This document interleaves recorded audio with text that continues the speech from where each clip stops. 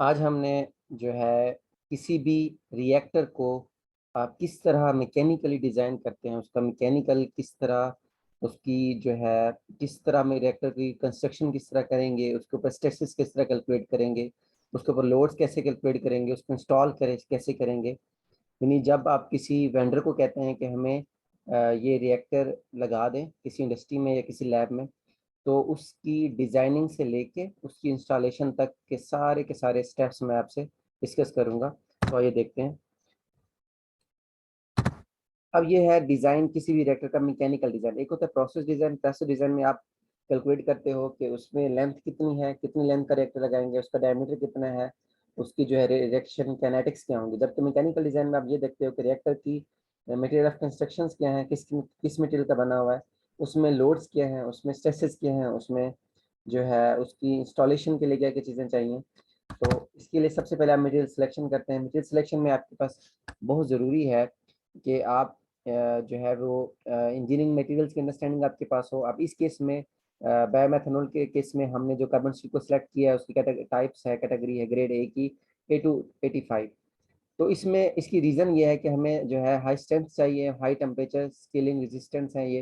यानी अगर क्योंकि हमारे पास क्योंकि ये एक्ज़ोथर्मिक रिएक्शंस हैं, टेम्परेचर ज़्यादा हो जाता है, कंबशन रिएक्शंस हैं, गैसिफिकेशन प्रोसेस है, तो इसमें जब टेम्परेचर ज़्यादा हो जाएगा उस पे स्केलिंग ना हो जाए, तो इसके लिए हमने इसको सेलेक्ट किया। दूसरा ये है कि this alloy has high resistance to corrosion at high temperature, क्योंकि मेन जो जितने भी आपकी गैसिफिकेशन के प्रोसेस होते हैं, कितने भी गैसिफिकेशन के रिएक्शंस होते हैं, उसमें जो टेम्परेचर है वो हाई टेम्परेचर अचीव करते हैं आप।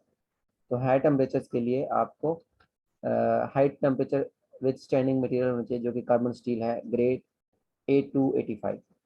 अब जो ब्लेड्स है, ब्लेड्स के लिए आप different stainless steel type use करते हैं 410, जिसमें क्रोमियम की 13% परसेंटेज होता है, जो कार्बन है उसकी 15% 0.15 परसेंटेज होती है। इसकी रीज़न ये है कि हमें जो है ये कास्ट कम पड़ती है, दूसरा कोरियन जो है वो स्फेयर नहीं होती।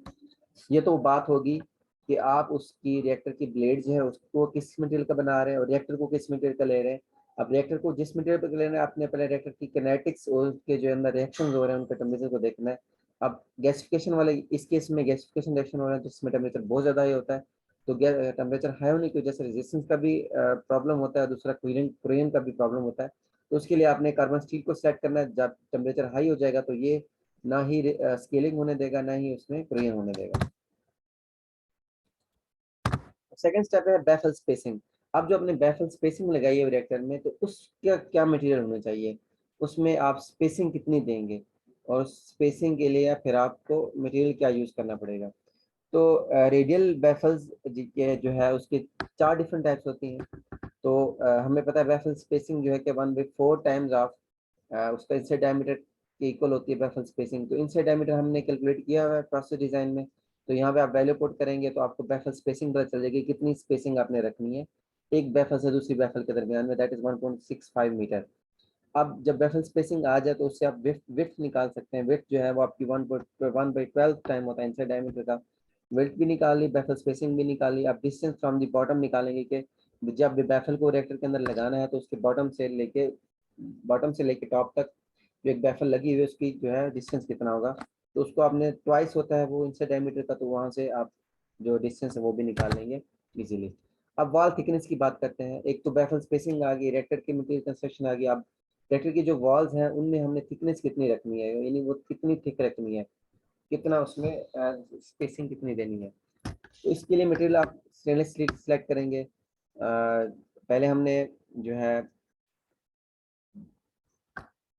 कार्बन स्टील सेलेक्ट किया था रिएक्टर के लिए। उसके बाद फिर हमने बेल ब्लेड्स के लिए स्टेनलेस स्टील टाइप 410 यूज़ की थी। अब हम बैफल स्पेसिंग के लिए वॉल थिकनेस के लिए स्टेनलेस स्टील यूज़ करेंगे। स्टेनलेस स्टील मटेरियल क्या है इसकी इंजीनियरिंग मटेरियल्स में कि ये हमारे पास जो है हाईली टेम्परेचर को विथस्टैंड कर सकता है, इसमें क्रैकिंग नहीं पड़ती। इनसाइड डायमीटर हमें पता है, कुरियन अलाउंस हमें गिवन होती है लिटरेचर से कि दैट इज़ 2 मिलीमीटर आप कुरियन अलाउंस कर सकते हैं। अलाउंस स्ट्रेस जो है वो मैक्सिमम जो स्ट्रेस आप अलाउ कर सकते हैं दैट इज़ 89 न्यूटन पर स्क्वायर मीटर है। जॉइंट फैक्टर जो है ना यहाँ पे डबल वेल्डेड हम यूज़ करेंगे, ये आपको टेबल से मिलता है। वहाँ पे इस कैटेगरी के लिए हमें गिवन है 1, और मैक्सिमम अलाउेबल प्रेशर वो भी आपको गिवन है, वो भी आप यहाँ पे यूटिलाइज करके वॉल थिकनेस निकाल लेंगे।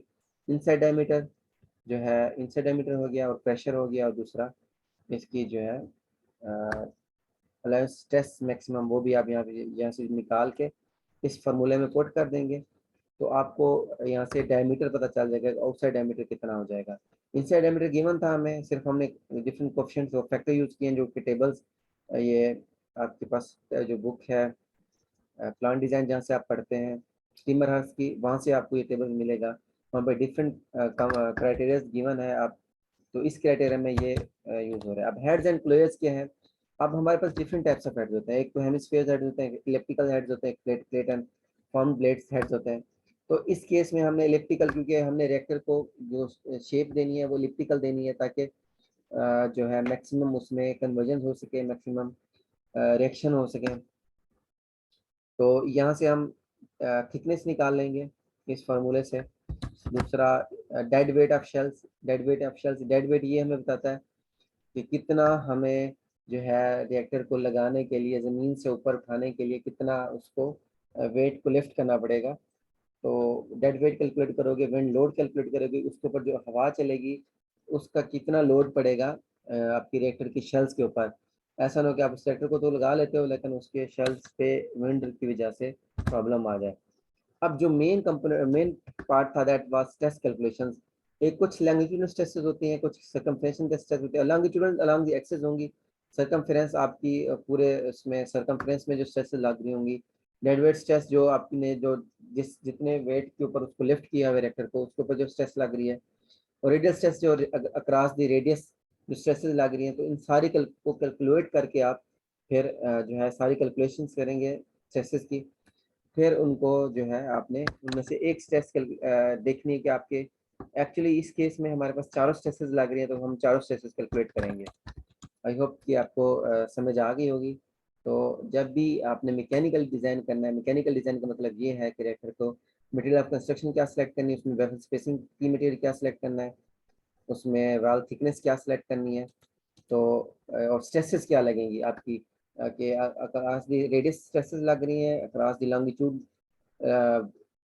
लॉन्गिट्यूडनल स्ट्रेसेस लग रही हैं, या आपकी सर्कमफ्रेंस के क्रॉस स्ट्रेसेस लग रही हैं। तो इनका जो है बेसिक नॉलेज होना बहुत ज़रूरी है। थैंक यू, अल्लाह हाफिज़।